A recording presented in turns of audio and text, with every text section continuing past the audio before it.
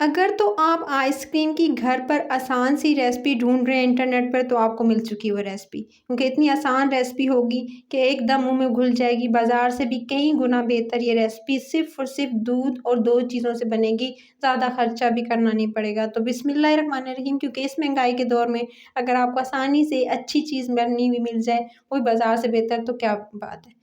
तो इसके लिए सबसे पहले तो आप 2 प्याली भरकर यानी 2 कप भरकर आप दूध लीजिएगा। उसके अंदर आपने एक छोटा टीस्पून जो है पिसी इलायची जो होती है, हरी इलायची जो होती है, उसके दाने निकाल कर पीस कर 1 छोटा टीस्पून के करीब-तरीन शामिल कर दीजिएगा। जब तक दूध उबल रहा है, मैंने अलग से एक बाउल के अंदर जो है वो 2 से 3 टेबलस्पून के करीब खुश्क दूध निकाल लिया है। उसमें थोड़ा-सा पानी शामिल करके इसको आपने घोल लेना है। अच्छे से घोलिएगा। अच्छा, पहले दूध खुश्क डायरेक्टली क्यों नहीं डाला, इससे क्या होता है गुठलियाँ बन जाती हैं। अगर पहले से पानी में घोल लेंगे तो गुठली नहीं बनेंगी और ईज़िली जो है वो एकदम क्रीमी टेक्सचर आएगा, बिना इसके अंदर मलाई वगैरह ऐड किए आप बना सकते हैं। बिल्कुल क्रिस्टल फ्री होगी। कुछ लोग शिकायत करते हैं क्योंकि बर्फ़ बन जाती है, आइसक्रीम हार्ड हो जाती है, तो ये शिकायत नहीं होगी अब आपको। तो अच्छे से आपने जो है इस तरह से घोल लेना है। तो ये दूध मैंने आपके सामने घोल लिया है। अब बारी आती है कि जो दूध मैंने रखा था इलायची के साथ उबलने के लिए, उसके अंदर 2 से 3 जो है उबाल आ चुके हैं। दूध अच्छे से उबल जाए, इसके अंदर 2 से 3 बॉयल आ जाएँ, ये देख सकते हैं। तो फिर आपने इसके अंदर शामिल करना है, ये जो घोला हुआ दूध था खुश्क, वो आपने इसके अंदर शामिल कर देना है। अच्छा, ये खुश्क दूध किसी भी कंपनी का ले सकते हैं जो आपको ईज़िली अवेलेबल हो, लेकिन जो है वो टी व्हाइटनर लीजिएगा, वो वाला मत लीजिएगा जो बच्चों के लिए यूज़ होता है। अच्छा, उसके बाद अब आपने जो है इसको अच्छे से इसको घोलना है। अच्छा, उसके बाद इसको जो है इस तरह से मैंने इसके अंदर घोला, थोड़ी देर के लिए पकाया, फिर इसके अंदर चीनी शामिल कीजिएगा। चीनी जो है वो 3 खाने के चम्मच इसके अंदर शामिल कर रही हूँ।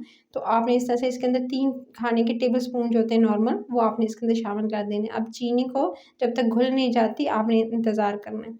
2 से 3 बॉयल आएँगे, चीनी भी घुल जाएगी और दूध अच्छे से पकाइएगा। दूध जितना अच्छा पकाएँगे, उतना अच्छा जो है वो आपकी आइसक्रीम बनेगी। कुल्फ़ी जमाना चाहते हैं, मोल्ड में जमाना चाहते हैं, चाहे आप इसे मोल्ड में जमाएँ या किसी भी बर्तन में जमाएँगे, जब भी निकालेंगे स्कूप आपको इतनी नरम, सॉफ्ट, मुँह में घुल जाने वाली फ़ील होगी। जो कहते हैं ना बर्फ़ जम जाती है, वो नहीं फ़ीलिंग आएगी।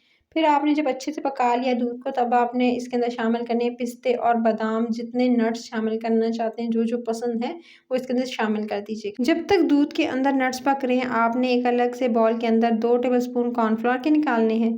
उसके अंदर थोड़ा-सा पानी शामिल कीजिएगा, एटलीस्ट जो है 3 से 4 टेबलस्पून पानी होना चाहिए। दोनों चीज़ों को बहुत अच्छे से घोल लीजिएगा।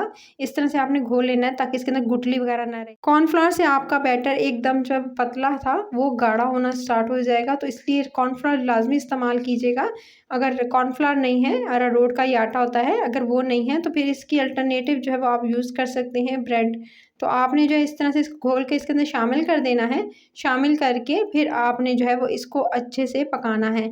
इसको जितना पकाएँगे ताकि इसका कच्चापन दूर हो जाए, जो अरारोट का आपने आटा इसके अंदर शामिल किया है, तो एटलीस्ट 4 से 5 मिनट तो ज़रूर दीजिएगा। तो इसको उबलने के लिए मैंने दरमियानी से तेज़ आँच पे छोड़ दिया था, ये दे सकते हैं।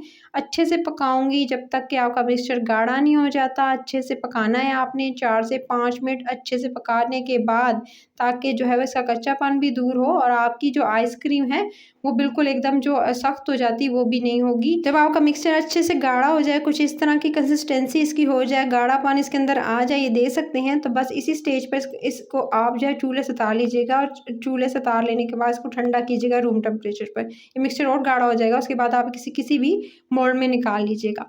जब ठंडा हो तभी किसी मोल्ड में डालिएगा, और चाहें तो कुल्फ़ी के मोल्ड्स में भी जमा सकते हैं। उसकी बहुत सी रेसिपीज़ पहले सिखा चुकी हूँ, तो आप चैनल पर जाकर देख लीजिएगा। हर तरह की रेसिपी आपको आइसक्रीम से रिलेटेड, कुल्फ़ी से रिलेटेड मिल जाएगी। तो चैनल को सब्सक्राइब ज़रूर कर लिया करें। इससे क्या होता है कि चैनल को सब्सक्राइब कर लेते हैं तो मैं मज़े-मज़े की रेसिपीज़ डेली आपके लिए लेकर आ सकूँगी। तो आपने क्या करना है, इसके बाद इसको 4 से 5 घंटे के लिए मैंने फ्रीज़र में रख दिया था। 4 से 5 घंटे के बाद आपने 2 मिनट के लिए फ्रीज़र से निकालना है, और उसके बाद आपने इसको इस तरह से स्कूप इसका निकाल के, और उसके बाद आप इसे सर्व कीजिएगा किसी भी प्लेटर में।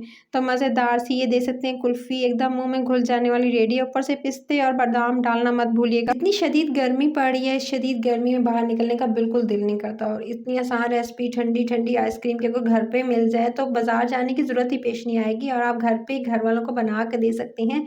बिना जो है मशीन जो इस आइसक्रीम की मिलती है, उसके आप घर में जमाएँ। मज़े-मज़े की आइसक्रीम की रेसिपीज़ देखना चाहते हैं तो चैनल पर जाइएगा, लाइक, शेयर और चैनल को सब्सक्राइब करना मत भूलिएगा। अभी-अभी सब्सक्राइब कर अपना ख्याल रखें। Take care.